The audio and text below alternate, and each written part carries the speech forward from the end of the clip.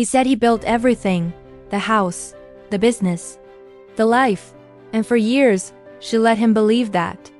When Daniel asked for divorce, he did it calmly, coldly, like a business deal. "I'll keep the house," he said. "The company stays with me. You can take your clothes and whatever's in the guest room." Emma just nodded. No shouting, no begging, no tears in front of him. He mistook her silence for weakness, but silence is often strategy. For 12 years, Emma had stood beside him. While he shook hands and made speeches, she worked quietly in the background, designing the brand, building client relationships, fixing financial messes at midnight. The company may have carried his name, but it carried her brain. Daniel thought the divorce would break her. Instead, it freed her. He kept the big house with the echoing walls. He kept the luxury car. He kept the office with the glass doors and the polished floors. What he didn't realize was that the clients trusted her, not him. Within weeks, subtle changes began.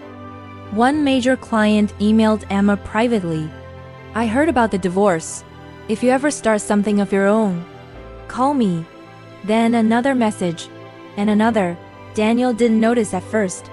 He was too busy celebrating his fresh start with someone new, younger, louder, impressed by his suits and stories. But admiration fades when results disappear. 3 months after the divorce, the numbers started falling. Contracts weren't renewed, meetings were cancelled. The loyal team members he thought adored him began resigning, one by one.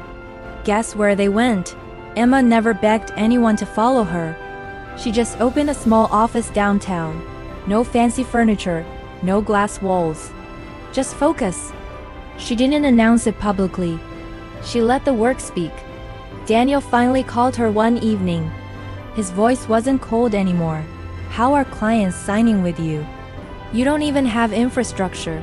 She smiled softly, though he couldn't see it. "I have relationships." Silence. He underestimated the invisible work.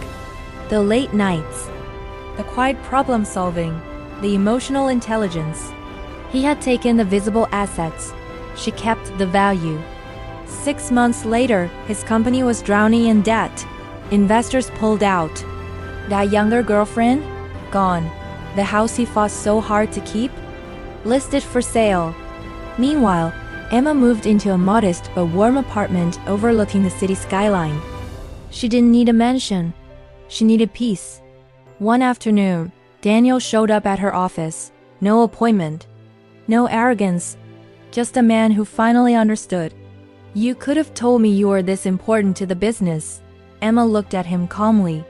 "I tried," she said. "You just never listened." That was the truth. Not once during their marriage had he asked how she managed client retention. Not once had he acknowledged that the branding strategy was hers. He loved the spotlight. She built the stage. Now the spotlight was gone, and so was the stage. Daniel left that office smaller than he had ever been. Emma didn't feel revenge. She felt relief, because the real victory wasn't watching him fail. It was discovering she never needed him to succeed. A year later, her company doubled in size. She hired more women who had once been overlooked. She mentored young entrepreneurs. She spoke at business conferences, not about divorce, but about ownership, about knowing your value, about never confusing silence with weakness. And sometimes, late at night, when the city lights flickered outside her window, she thought about the day he said, "I built everything." She almost laughed, because in the end, he took everything, except the one thing that actually mattered, her.